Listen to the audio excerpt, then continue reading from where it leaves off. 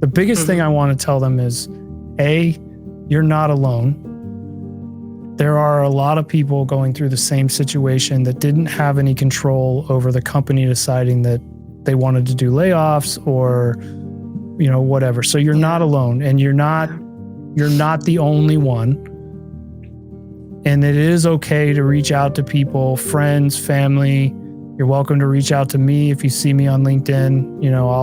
I'll talk to you too, and I'll be an ear and things like that. So you're not alone. That's one.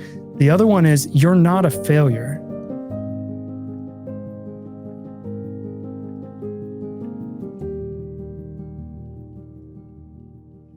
Hello, everybody, and welcome to another episode of the Job Seeker's Journey podcast. Over the course of this podcast, I haven't gotten a chance to interact with the listeners of this podcast as much as I would love. Now, I've gotten some amazing comments. Brad Simsick, I'm looking at you. Kelly Hopp, I'm looking at you. And they've been encouraging and great and have provided great ideas for future episodes, potential guests, things like that. But for the most part, the people that I have gotten to really interact with are, of course, my guests. And I've had some amazing guests to date. I have some amazing guests coming up. But last week, I got a chance to join Erin Lewber's live stream. Every Friday, she does a Career Lunch Break Livestream, and I got a chance to join her. So this week, I wanted, if you didn't get a chance to see us live on Friday, I wanted you to get a chance to hear that conversation.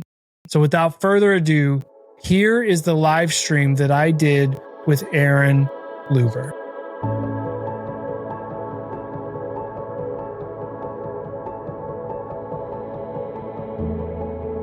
I don't do this like super formal. All right, so we're live. So hey, everybody, welcome to Friday Career Lunch Break. I am here with Bradley Stair. I feel like I always call you Brad. Is Brad okay? Brad's fine. Yeah. Bradley. I don't want to mess it up. All right, Brad/Bradley is here because we met through LinkedIn. And I'm always touting how much I love LinkedIn because you meet people who you would never otherwise meet in your day-to-day life. And I think we're a perfect example of that. So we met because you are the host of the Job Seeker's Journey podcast, and you asked me to come be a guest on your podcast. And it was so kind, and we had such a good conversation. And we were just catching up and chatting. And I said, hey, why don't you come on Friday Career Lunch Break and let's just hang out and talk for a little bit. So why don't we start with just an intro, like a little bit about you and Sure. Yeah, so my name is Brad. I live in Oklahoma City, just small middle of nowhere city here in Oklahoma City. And I unfortunately in September of 2024 lost my job suddenly. I was in a job that I loved. I loved the culture. I loved the people. I loved what I was doing. I thought I had found that company that I was going to finally be at for like 20 years. And that I was going to be able to thrive in. And then all of a sudden, out of nowhere, got let go. For whatever reason, didn't really get an explanation.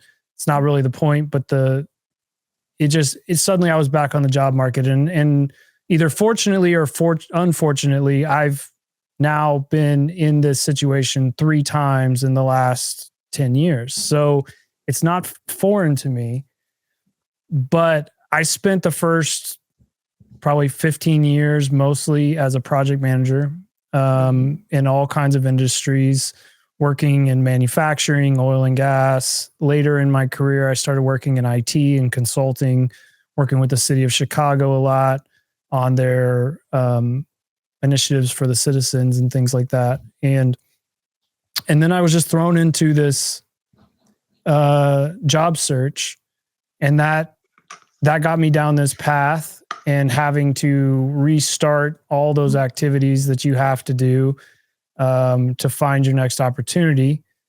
And then through the course of that, as I was looking on LinkedIn, because all of a sudden your algorithm will change and what you see is other people that are looking for jobs, recruiters sending out things and all of that. I thought, man, there could be a podcast here, because I was seeing a lot of people that were struggling. I saw people that were 12 months in, 14 months in. I saw the most heartbreaking ones are the ones who are like 27 months into a job search, and they're having just crazy amounts of trouble getting in the door. And if they do get in the door, not getting through. And so I thought, man, there's a lot of things that maybe people just don't know that they don't know. And because I'm going through it too, I'm in the trenches with them. So I was able to kind of bring that perspective as well. And then I just started obsessing over what might be happening and what people might be going through. And then I got to meet great people like yourself, that I would just find people. Either I'd see a post that someone would make and I'd be like, that's really cool, and I haven't seen that before, and I'd reach out to them, or I would ask for recommendations, and people would make recommendations of people for me to talk to. And then now we're, I don't know, I guess 4 or 5 months into it, and here we are. Yeah. I loved it. And we were talking a little bit before we got started here. And one of the things I said is this theme of doing something that you don't know how to do, or that you've never done before. And I think I want to start there talking with you, because you started a podcast, and I don't know the number of people who I've talked to who will say, oh, someday I want to start a podcast, or someday I want to write a book, or someday I want to, start an organization that gives back to this cause, or something like that. And then a lot of times that someday phrase, it's sort of like, it's fun to talk about, but we also put it on the shelf. Like, I'm not really going to do it. And the biggest reason I hear from people is, well, I don't know how. And so I always admire when somebody takes a leap towards something they're curious about, they're interested in, they see as maybe purposeful. And it sounds like that's what you did. So how did you figure that out? Like, it's something that you hadn't done before. You worked in project management. Now all of a sudden you're running a podcast and you're finding guests for a podcast. I imagine there might be some imposter syndrome that comes up in that. So I would love to just talk about, like, how did you kind of get the guts to go do this and start figuring it out? Yeah. Well, the only thing that's a little different than what you said is that I had done a podcast before. I had done one with some friends of mine. It was completely different than this. It was 3 friends from Claremore, Oklahoma, which is up near Tulsa. And we were just talking about our life and how we grew up. So completely different than this. And so I had done it, but I hadn't done it with a purpose like this. I had done it in a form where it was just us talking about different issues that we were going through, whether it be religious or politics or whatever. But I think, to answer your question, I think the thing that will hold the most people back is that I think you think that it has to be perfect at the very beginning, that you have to have the perfect background, or that you have to have the perfect equipment, or the right format, or the whatever. And so then the someday phrase starts popping in your head, where you start to go, well, when I get this, or when I have enough money to buy this, or whatever the case may be, you start disqualifying yourself before you ever even get started. But if you look at a lot of the most successful things out there, like if you take podcasts, the Joe Rogan podcast is, for the longest time, I think he just got taken over by Mel Robbins as the #1 podcast. But for the longest time he was, and even he talks about, it was just him sitting in his basement talking to some friends, and they were just putting it out for fun. And it wasn't the format you see now with a big studio and multi-angle cameras and all these things. It was just them talking. And so it's kind of the same thing in that, and is that you psych yourself out of thinking, I'm not qualified to talk about this. And quite frankly, I'm not qualified to talk about a lot of the stuff that I talk about. What I bring to the table is my own personal experience in my own journey, but I find people like yourself who does work in this space, who knows what you're talking about.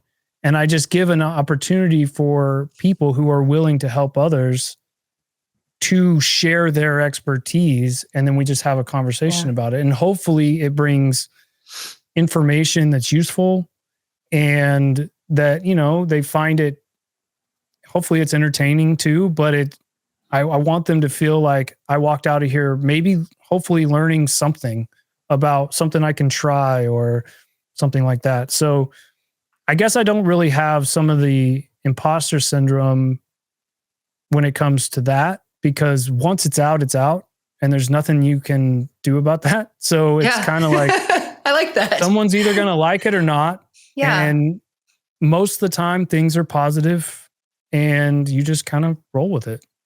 Yeah. And I mean, it feels kind of silly to say, but it's like, you're never going to learn. You're never going to grow. You're never going to get better at something if you don't just go do it. Like there's always a version 1 of something. Yeah. And I wish more people listened to that voice inside of them. And I think as we grow up as adults, in a lot of ways, there's a lot of things in life that teach us to start to ignore the voice inside ourselves, whether it's, pressure from family or people around us. Like I was even, interesting story. So my daughter, we're having this trouble with this kid in her class and he's being mean to her. And so, we're kind of having like how do you interact with somebody who's picking on you or like saying mean things about the things that you do. And this morning she wears Crocs and she has those little Crocs charms all over. And there's one that's a basketball jersey. It's an LA Lakers basketball jersey. She found it in a parking lot. Like we're not Lakers fans. We don't know anything about it, but she really likes it. And this morning she's like, will you help me take this off my shoe? And I go, why? I said, do you like it? And she goes, well, yeah, but such and such kid he always comments on it and says like, it's dumb and I shouldn't have it on my shoe. And so she was trying to pick it off of her shoe. And I was like, no, we're not going to change something you love because someone else doesn't like it. And, but like all of those little micro moments in our lives build up as adults. Like we still do that. Like taking the Croc charm off is the adult, like it translates into, I'm not going to make the podcast because someone's going to think it's stupid, or I'm not going to, post something because somebody might say that it wasn't great, or I only got 3 views on something, or I'm not going to try for that job because I don't feel like I'm 100%. So I really love that you're, even, you've done a podcast before, but like you're going into a space where, as we were prepping, you kept saying to me, well, I'm not really an expert in this. And I don't think people need to be experts as much as they need to be curious, and they need to listen to that voice in themselves of like, this is something that I feel drawn toward for whatever reason. And like loving that for yourself and like saying yes to it. Yeah. Well, and I can tell you what's really interesting that I saw something right before I started doing this. And it was a guy, I think his name's Myron Golden. He's on YouTube a lot. He's a black man, really, really awesome speaker. And he talks a lot about businesses and things like that. And he was referring to starting a business, but it totally resonated with me when I started thinking about the podcast, which was what he said is if you obsess about other people's problems, then you're more likely to have success than if you make it all about yourself. And he was referring to like writing a book or doing a podcast. If I made this podcast only about myself and my talking about my struggles or my journey or my whatever, quite frankly, and with respect to myself, no one's going to care.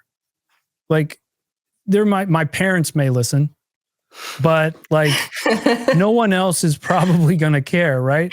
But if I obsess about what other people are going through and I see the posts that people are making where they're distraught and that they're frustrated about the applicant tracking system, or they're frustrated about their resume or whatever, now I'm talking about them, and more people want to hear about their stuff than they want to hear about me. So that was one thing.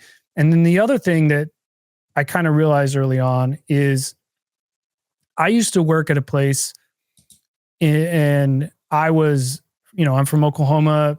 We have our personality that we have. It's a pretty kind culture. It's a pretty like open doors for people. Yes, ma'am. Mm-hmm. Yes, sir.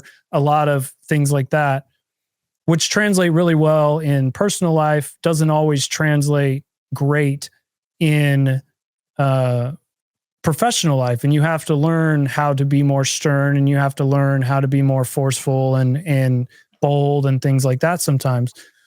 But I used to have a boss that used to not like just my personality. I was effective as a project manager. I had successful projects and they were on time, on budget, all the things that project managers are supposed to look after.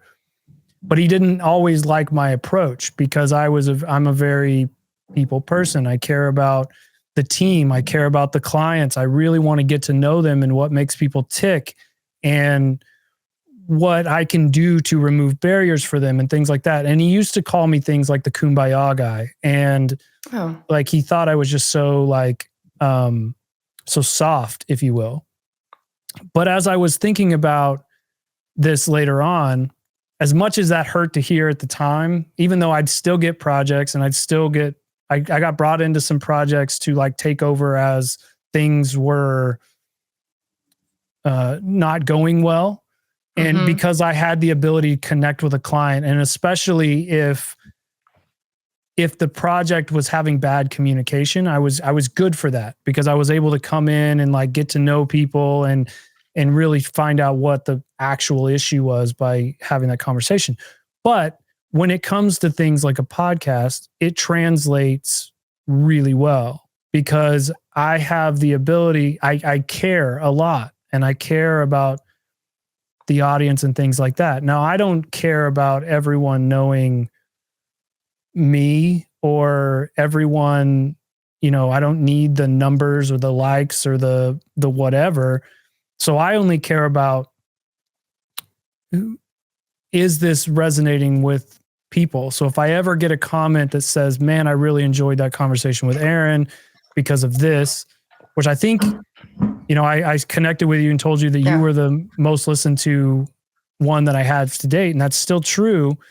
And so I'm so proud of that, by the way. Yeah, like you told me that, and I was like, oh my gosh. Yeah, you should be. But if there's one person who will connect with you, that's enough for me, because I'm like, well, at least that person got something good out of it.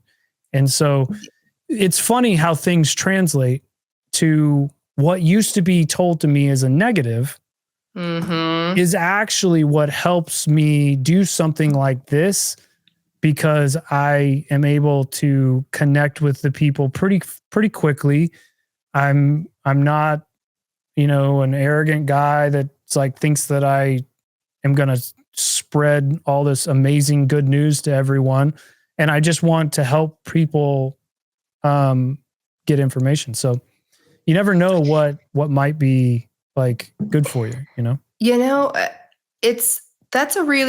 I like that, I was talking to a colleague the other day, and we've worked together for many years. And so at this point I would say, we're people who we can talk probably a little more candidly at work. We talk a little bit with a little bit less guard around, you can say what you really think to those people.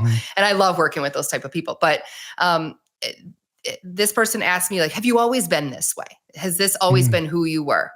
Because I'm a doer. Like, if there's something that needs to be done, like if it's in my list of responsibilities, like it is done, it is handled, and I am my toughest critic. And to what you were saying about like you being the kumbaya guy, like one person could look at that and kind of look down their nose at that and use that as a point of judgment. On the other hand, it's probably one of your greatest strengths. And, so this person and I were having this discussion about knowing what you're good at. And we got into this whole conversation around how, they say you go through this like strengths and weakness exercise, and it's like to know what your weakness. And I think it's good to know what you're not great at. But also, if you could spend time really leaning into something where you're great or trying to marginally improve the area where you're not so great, I think so many of us have this idea that everything has to be great or everything about us has to be perfect, instead of looking at it and saying, I know where I'm really great and I know how to put myself in a position where I'm going to shine in those ways.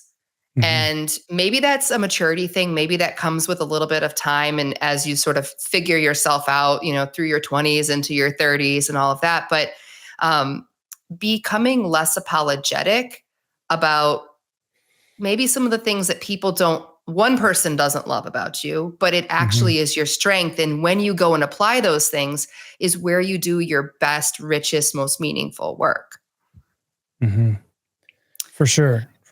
Yeah. I totally agree with you. It's you are who you are, but you are learning and growing, and not everyone comes out of the womb this perfect, I don't know, employee. Nobody does. Nobody does, right? No one does. And one of the things that you notice in this day and age, I think one of the biggest hardships that I think people are having is sometimes companies don't want to necessarily hear where you've grown. I know in interviews that I've been in, I've been asked, like, what has been the biggest thing that you've learned? And what I'll say, and it's true, is it was leadership. Holding people accountable because of the way that I was brought up. I believe that if you say you're going to do something, you're going to do it.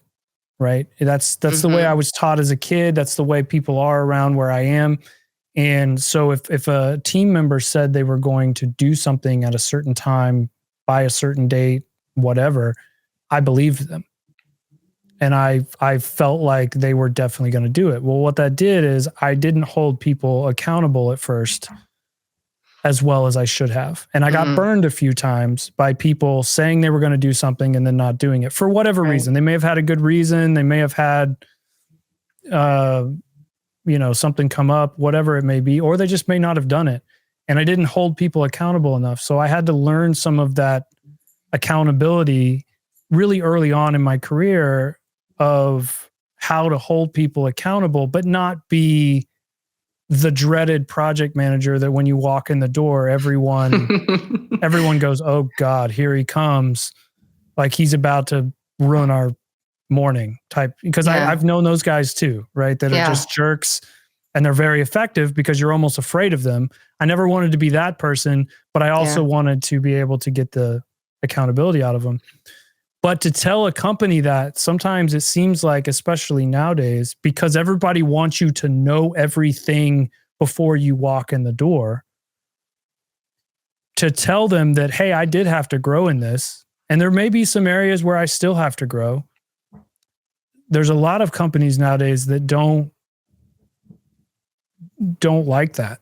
And like, you can lose them immediately if you do that. And so that's one of the things that I've noticed in my thing is, like, you almost have to tactfully not be completely honest, which sounds weird, but like, if you're too honest, sometimes that doesn't get you to the next round sometimes, So which sucks. Like, I mean, I'll just say it. Like, I've done a lot of hiring over the years, like a lot. And I mean, for such a spectrum. Like, I used to run a grocery store. And so I hired hourly employees who turned over quickly. And now I hire high level, salespeople with 20 plus years experience at massive corporations. And, one of the things that I feel like has served me the best is when you listen to somebody and you really hear who they are as a person. And I do think a lot of organizations and a lot of people who are in a hiring capacity get that really wrong. Like, they've made up, like, to our point about like having to be great at everything versus knowing what you're good at and knowing what you're not good at. I'd rather hire the person who has that self-awareness and who can tell me, here's where I made a mistake. This is what I learned. Here's what I'm not so great at, but this is what I do to, balance that. Like, I want to hire that person who has that 360 awareness of themselves. It's unfortunate that in my opinion, there are a lot of maybe antiquated styled companies that are still trying to hire this textbook robo person. None of us is winning when we go into an interview and I go, Brad, what's your greatest weakness? And you're like, trying too hard. And I'm like, yeah, that's it, right? You're hired. Like, I mean, it's total BS. Like, we have just exchanged nothings back and forth, and neither of us know, I don't know who you are as a person, as an operator, and you don't know anything about my actual expectations. And I just think, when organizations don't mature to the point where they're asking really rich and inquisitive questions that allow all of us space to be human and to show our growth and our humanity and our perception and stuff like that. Like, what a miss. It's almost a flag for me of a company. Like, I don't know if I want to work in an organization where if that was their yardstick for me. I mean, I know when you're looking and you need a job, like, it feels different, right?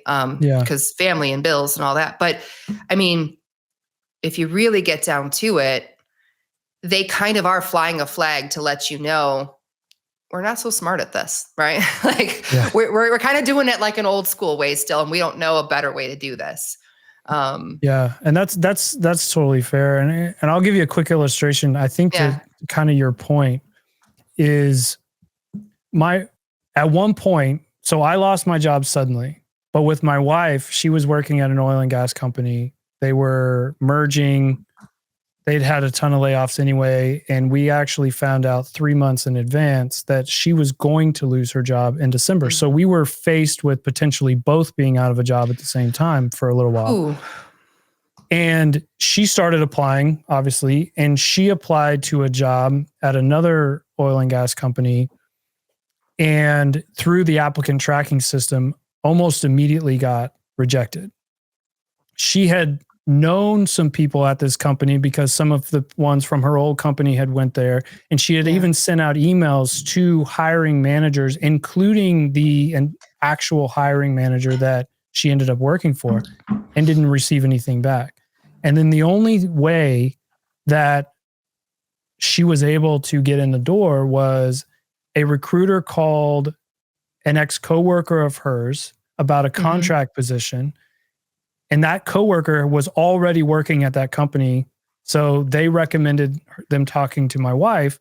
My wife ends up going in for an interview for the contract position. And they immediately, through the interview, said, man, why don't you come back in 2 days and talk to us about this permanent position? And she pretty much got it immediately. Yeah. But through the system, she would have never gotten that. Like, there was no chance. She got turned down immediately by the applicant tracking system.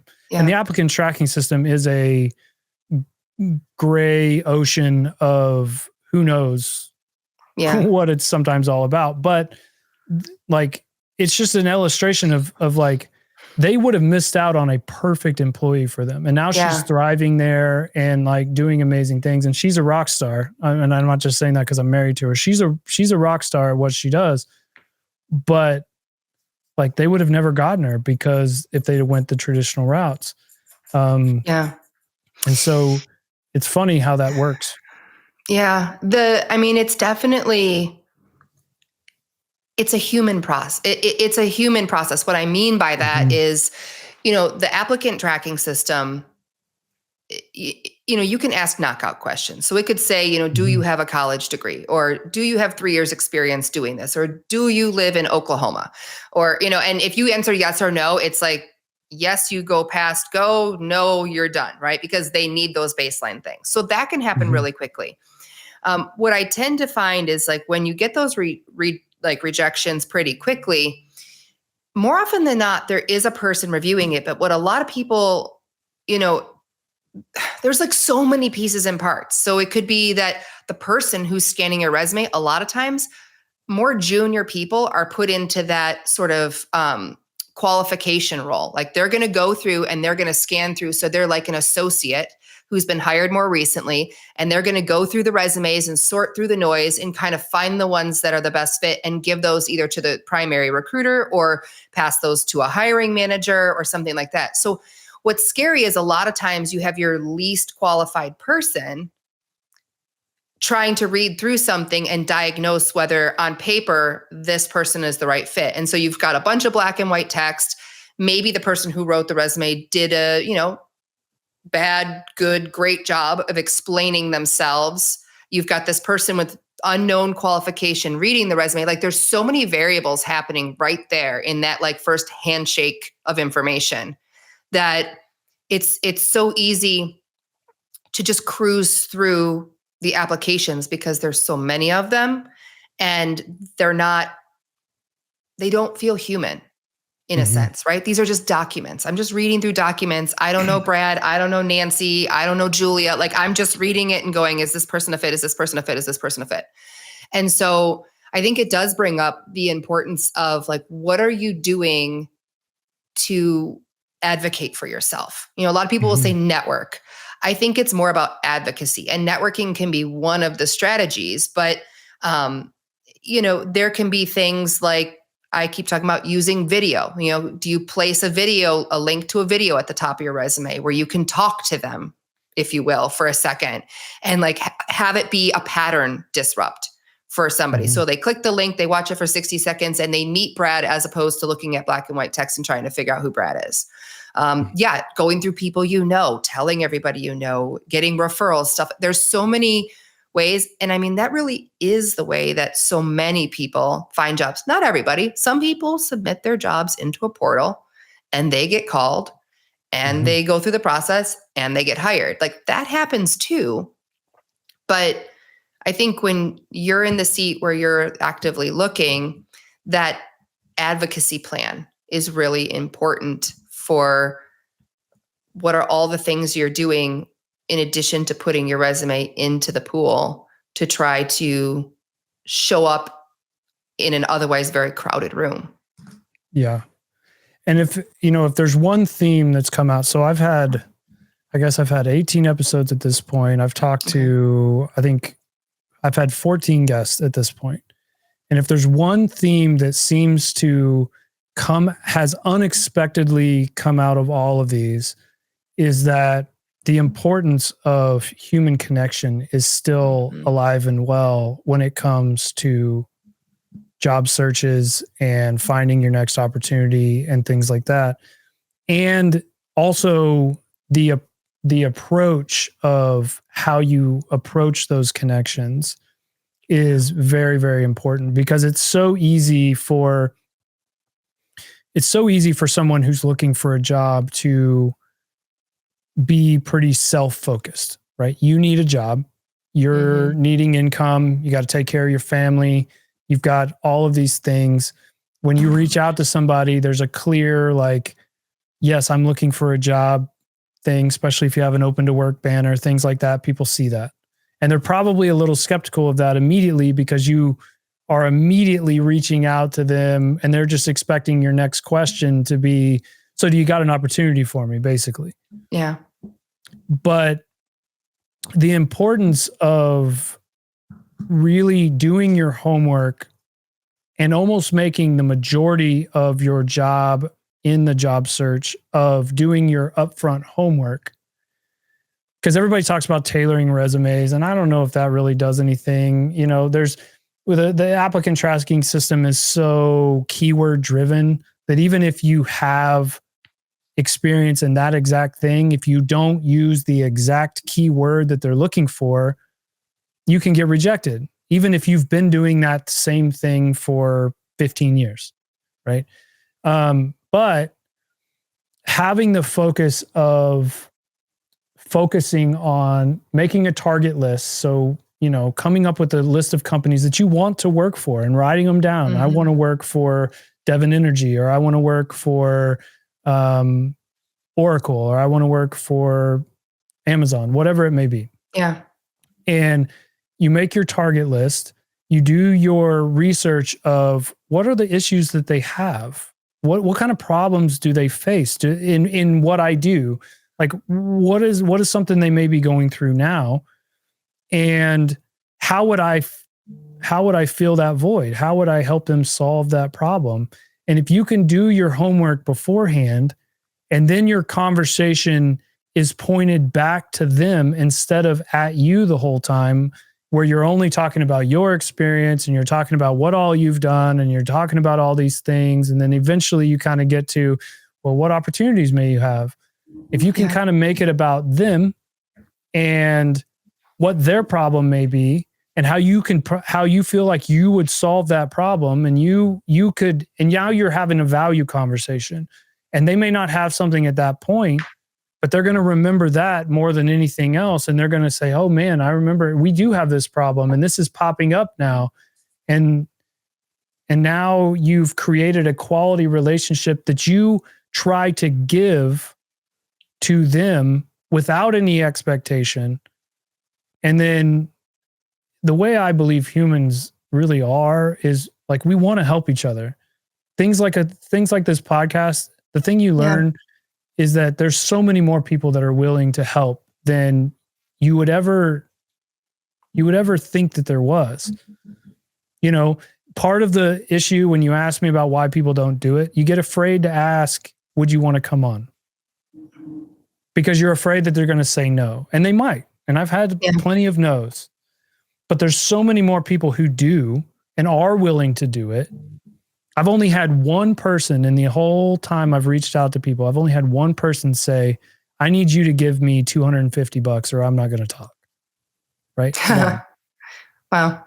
The rest have been like, yeah, I'm totally, totally willing to help, you know, and then we have discussions like, what do you like to talk about? What do you not want to talk about? You know, all of those things. But if you can switch it and make it more about the human connection, you have a far better chance. You create better professional relationships that way. You can help people out. I mean, an example of that is there's a guy here local who I've known. He was a recruiter. He tried to help me find a job back in 2020 when I was looking, and, you know, we stayed in contact. Well, then when this podcast came around, I thought, hey, he would be a good one to talk to. So I talked to him and he came on. But what happens is we just kind of became more friends than anything else. And we talk every once in a while back and forth. And he's starting a company, and, you know, he's making apparel and hats and things like that. And me being a bald guy, I wear a lot of hats. And so he asked me what type of hats people like. And I help him out. And I have zero expectations for him to do anything for me. Like, I just want to be his friend, and I just want to like have conversations and learn from him and things like that. But what has started to happen is I expect him to do nothing for me helping to find a job. But he has sent me like 3 different potential opportunities that he's heard of, he's in a network of, he's connected me to the right people, all of those things, all out of the goodness of his heart. And if I'd have been hounding him to, hey, who do you know? Who do you know? Who do you know? I probably wouldn't have got that. But because like, I'm just willing to help him, he's willing to help me. And I think if we can get back into that, then I think these processes can be better, and better for mentally for the candidates, better mentally for companies, help companies find the right people. All those things. I know I've appealed before of like the human side of this whole process. You know, you've got a human as a candidate, and especially if they get to the 2nd and 3rd round, they want to work for you. Like, if you get to the 2nd, 3rd round and they're still wanting to do those interviews, like they've done their homework. They want to work for you, and they're hoping that they're the right fit. And so the trends that you see all the time of ghosting and things like that is just, it's like dehumanizing those candidates in some ways, because I know it wouldn't take any time at all, even if it's a generic email, to say, hey, we just didn't select you. But that's not happening. But on the flip side, to be fair, I also have started to make a appeal to candidates and saying, hey, you're dealing with human beings as well. And they're probably busy. And especially if you're in a small to mid-sized company, they may be a one-person show in the HR department. And they may have to deal with multiple openings. They have their other duties on top of that. They're dealing with whatever they've got to deal with, if it's payroll, if it's whatever else. So have a little grace for them too.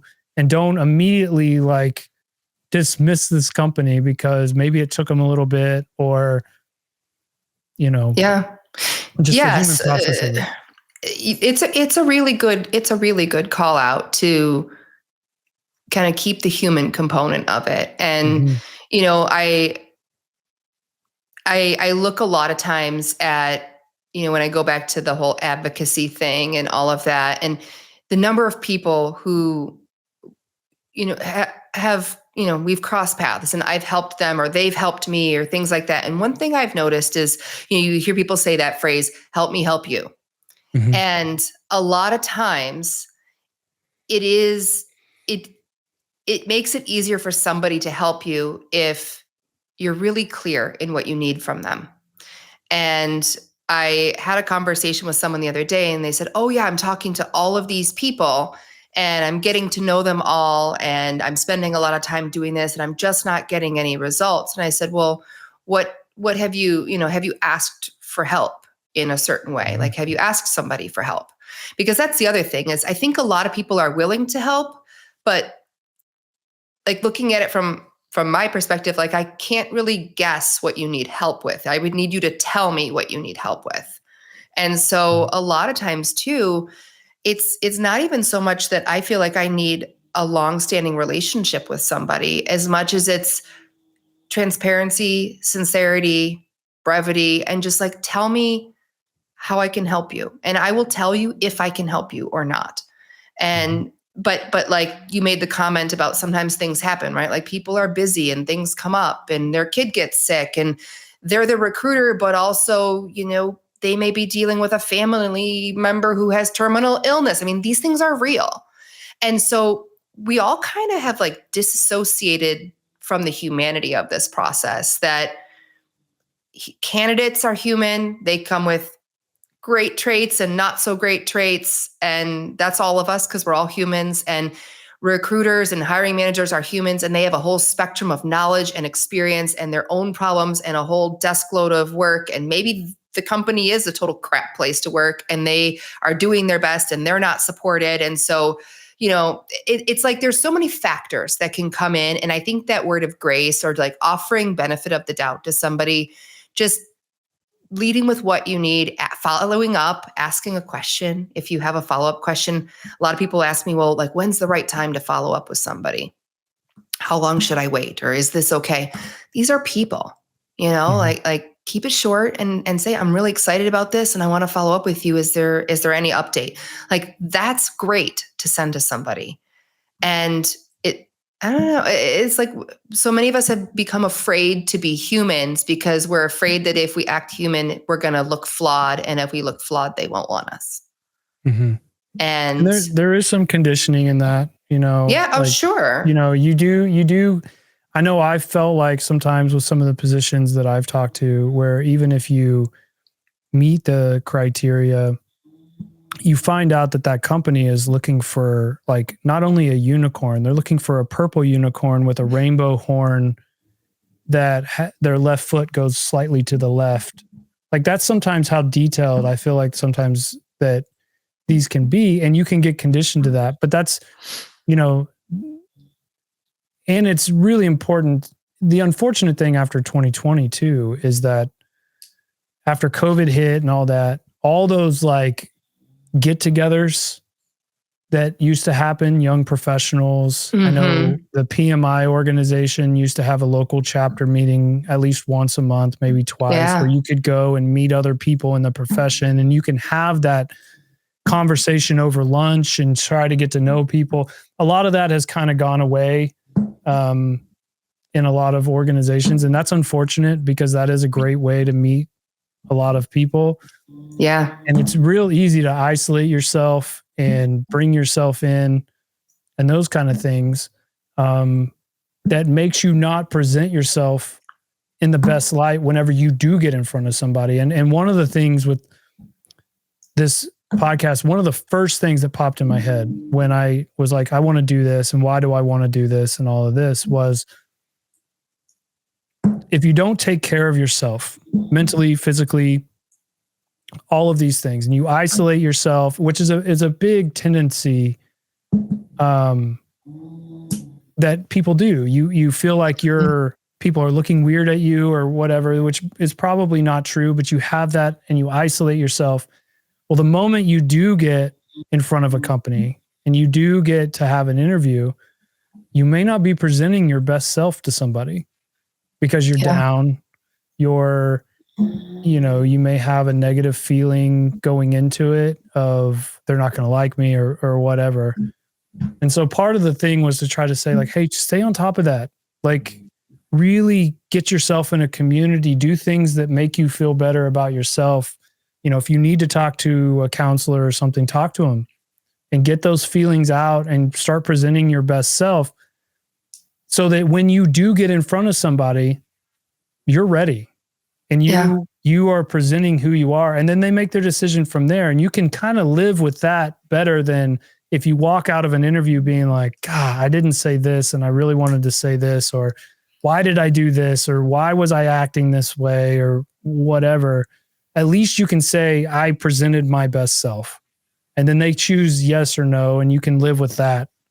So that was a big thing for me was, can you make sure you stay on top of your own health. And you're right. Because you're dealing with rejection. Yeah. You've dealt with rejection from getting let go of a company, right? Some company out there, unless you did something egregious that you earned being fired, most likely it was a shock. Or, even if you saw it coming, it's a shock the moment they say, this is your last day. So you deal with that. You deal with the reality of, I've got a family, we've got bills to pay, we've got all these things that we've got to take care of.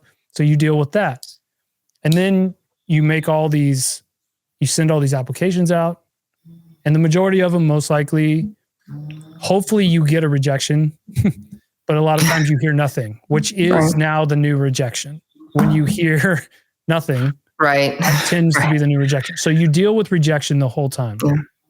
So you got to be able to get yourself in a good frame of mind so that you can present yourself in your best light, Think about too, you talked about losing a job. I have lost a job unexpectedly as well. And there's real grief in that. And, I think we tend to ignore that there's this feeling of rejection and grief. And to your point of, I'm a huge advocate for therapy. Like I go to therapy every week. I find it to just be such a powerful outlet of that's my space to just recenter. And I think that when you go through something that's a loss, or even if you're leaving something that was I work with a lot of teachers, and teachers, it's a mission-driven role. And so a lot of times there's identity mashed into your job, like who you are and what you do are kind of all the same thing. And so when you've either had something happen to you where you haven't gotten to choose that your time has come to an end, or even if you are choosing, the grief, the loss, sort of the sadness that it's real, that can hit you. And so then if you're not taking care of yourself, if you're not, therapy or some sort of community, like you said, networking, getting out amongst people. I think we all got really used to hanging out in our houses still because of all the pandemic time, and getting back to, can I find a local chapter of something to go to? Is there a women's networking group I could go to? Starting to surround yourself with people. It's amazing how that can really help you process through those things, because when you go into a job interview, like you said, if you're not showing up as your best version of yourself, as your whole version of yourself, you're going to feel like you left stuff, on the table that you didn't get to say that you wanted to, that you're being self-critical, and you're still kind of carrying the dark stuff from the thing that happened unresolved. And that rolls over into how you show up and how you feel and how that rejection of a job hits even. I think about that, like when I lost my job, And I had only worked in the grocery industry. And I mean, I did a lot of stuff, but I didn't know, I never had a resume. I never used Outlook. I wore jeans to work every day. Like, I didn't know what the corporate world looked like. And I was just sitting here thinking, like, what do I do? Right? Like, I know I'm good at stuff, but how do I tell people what I'm good at? Or how do I even find the right things? And I hadn't processed losing the job. And here I was trying to rally myself to be this new version of myself that was going to be great in a totally unfamiliar territory, while I was already like, I kind of failed in the last place I was at. And I feel like crap, and I'm crying every day. And I'm like, but I'm going to go apply for more jobs, And it's like, that's some really important stuff to find what works for you, to work through, to get yourself like really centered, whatever that means for you, so that when you go into those conversations, your backpack doesn't have like weird little stuff hanging out in it that, is probably causing you some trouble. Yeah. One of my favorite things that I've heard was, learning how to reframe things in your mind, and learn how you can take ownership of everything, in some form or fashion. And here's an example. Okay. So I've already said that I was let go unexpectedly. Loved the job, wanted to be there forever. Suddenly it was gone. And not only was it gone, but I was given little to no explanation of why. Now, I live in a right to work state.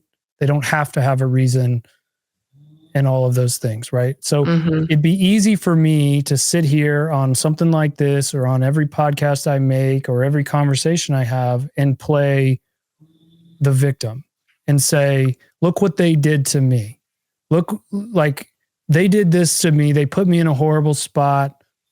I wasn't doing anything. I was having successful projects. I was all of these things, and point, and play basically a victim.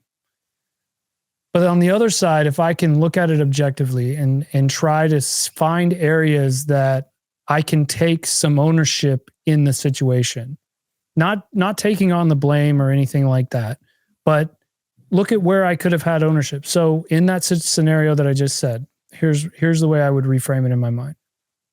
I was in a good job doing consulting for city and state governments. I enjoyed it. It was a hard job, but I really enjoyed it. And I got recruited to go to this last company. Now, I made the decision to leave a job that I was doing well at, and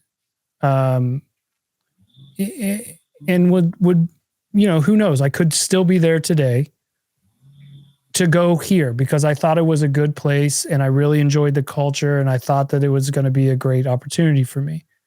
When they hired me, I was the only one who hadn't been like 15 to 20 years in the oil field business. I had been in it before, but I was coming back. So I wasn't the guy who had been immersed in it for 20 years. So they took a chance on me. I had skills that were very translatable to what we were doing, but I also was having to spend extra time in my day relearning things about the data management processes of oil and gas companies. It was a stretch when they hired me.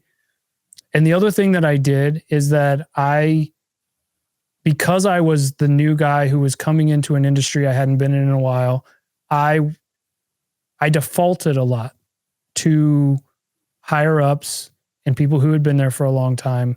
I defaulted to their opinion. I got their opinion on everything. I may not have been as bold as I should have been. I may not have taken on everything that I could have taken on because I was defaulting, trying to make sure that I was doing it their way, So if I look at it that way, I can take ownership and find things that I can improve in for the next opportunity. Yeah. And I can look at that and I can say, okay, well, in the next job, I'm going to be bold. In the next job, I'm going to know where my mind is and what I know that I know.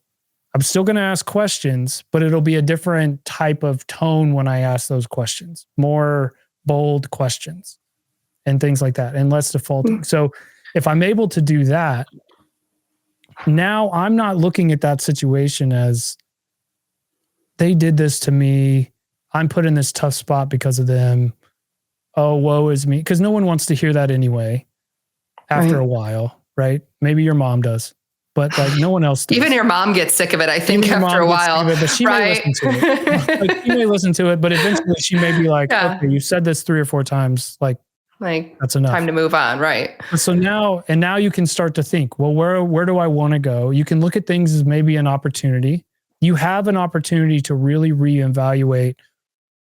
Do I want to continue in what I've been doing? Do my skills translate to something else that I didn't even think that I could do at the time? You know, is there another thing that maybe I'm willing to take a little less money for because I really love this and not this, and now I can look for this? You know, you can really evaluate it, and you have that opportunity if you want to take it. And it's less about, well, this company didn't want me, this company didn't want me, this company didn't want me. And you can throw yourself down a dark hole if you want to. And listen, I do that. I do all that reframing stuff, and I still have peaks and valleys of where I'm at. You know, I had a rough couple of weeks ago. Like I was kind of starting to feel it. Things had dried up. You know, that stuff happens, but if you can find ways to reframe it, it just helps, you know? What, you know, in addition to reframing, what helps you, because that sounds like resilience to me, right? That's what you're really talking to me about in this is, like you said, you have kind of your peaks and your valleys still, and it's not that it doesn't happen. And I think that that's an important message for people, is that there isn't a version that someone's doing where they're never having valleys. Right. Nobody is living through, whether it's a job search or something else in their life, where they're not having peaks and valleys. And my mom always says, when the good times are good, notice it, because you know that there will be bad times too. And like, you have to really relish when your times are good. And so like, what helps you be resilient like this? Or what have you done to build your resiliency through this? Some of it, I think, is just kind of maybe ingrained. You know, my career trajectory didn't start off easy. I've had some tough jobs that I've heard a lot of things that I probably shouldn't have been told, as far as, you know, I've taken phone calls from people chewing me out and saying that I should basically be dead and all those things. Like I've been in a lot of those kind of situations, but it's just, I think I look past myself a lot. Before we had a kid, you know, I thought of my wife, and I was like, okay, well, I want to be a partner to her. And I don't, you know, me wallowing doesn't help the situation. You know, it's not going to make me contribute anymore. So, you know, jokingly, my wife will tell me that some of her favorite memories of me have been when I've been in this situation. Because something clicks in my mind. Yeah. So the first time I got laid off after an oil downturn in 2015, I was in a weird spot. I had some experience in a couple things, but I didn't have enough experience. I didn't have the patented 5 years experience that everyone asked for, right? Yeah. And I wasn't very attractive to really any company, but I had just enough experience to get my PMP. And so I spent 6 weeks making it my full-time job, studying to get a PMP. And then that at least gave me something behind me to where a company would take a chance on a guy who on paper may only have 3 years experience, but he's got this PMP certificate. So he knows how to run a project. You know, the second time, I spent it helping people around my neighborhood to keep my mind off of things. And I just, you know, just went into other things, and then applied as I could. And, you know, but even then I took a job that I really didn't want, but it was the only one being offered. And it's the only time it was a bad fit. right? So I didn't really think about that. Yeah. So some of it's innate, but a lot of it is I have good friends around me. I have to force myself sometimes to not be antisocial and still go around people. I think that's an important thing, because your inclination is to want to pull back, and you have it in your mind that people are thinking less of you, or that, they see you walking in the middle of the day or something, and they're like, what's going on with this guy? Is he, but that's not really happening. And so if you're able to surround yourself with good people who are willing to talk to you, that's helped. And then it's just keeping your eye on something bigger, which, can be the podcast that I've started doing. Mm-hmm. That's a bigger thing that I now, even if I do, or when I get a new opportunity, I'll still do, because I still believe in trying to help.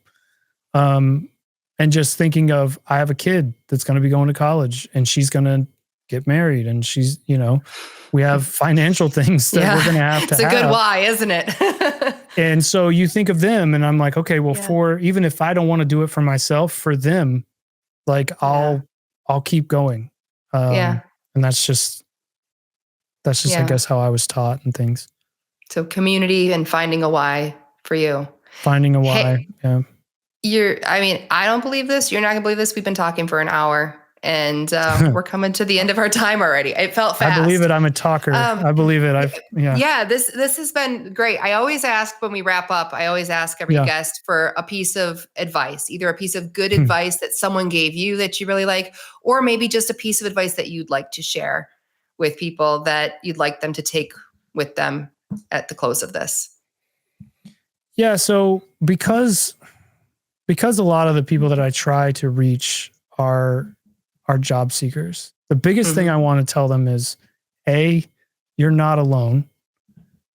There are a lot of people going through the same situation that didn't have any control over the company deciding that they wanted to do layoffs or, whatever. So you're not alone, and you're not the only one. And it is okay to reach out to people, friends, family. You're welcome to reach out to me. If you see me on LinkedIn, I'll talk to you too, and I'll be an ear and things like that. So you're not alone. That's one. The other one is, you're not a failure. And I know it can feel like that, especially if you're in a situation where there was a very few people that were let go, and it was you that was one of them. And, now you're seeing that you don't have any income coming in. You're not a failure. And that's just important for people to know. And then you will find something else. It only takes one. There's however many millions of companies, hundreds of thousands of companies, however many companies there are, but you only need one to say yes. And they're out there, and you will find them. And not only will you find them, but you'll thrive, because you've gone through this experience. Yeah. And you're better for having gone through this, whether it feels like that or not. And you probably don't see it right now, but you will do better, and you will thrive in your next position. So I think that's the biggest thing is, hey, you're not alone. And there's a lot of people out there that are here for you. Reach out. Don't just try to take it on yourself. Yeah. Yeah. Find your community. Like you said, find your people and connect as a way to just keep this in perspective. Yeah. Brad, thank you so much. This has been wonderful. Yeah, thank you. And what a great way to spend a Friday. I hope everybody has a great Friday. Thanks for coming to Career Lunch Break. We'll see you next week. Bye, guys.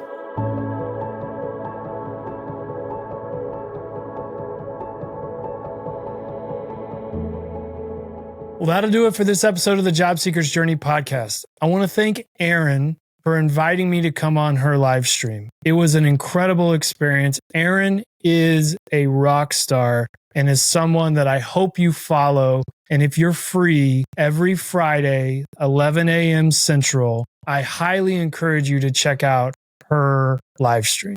And thank you to Erin for so graciously allowing me to broadcast this on this podcast. If you have any ideas of any future episode, I am all ears, would love to hear from you. If you have a comment about any of the episodes, please feel free to get a hold of me. I'm not hard to find. I'm on LinkedIn, Instagram, Facebook.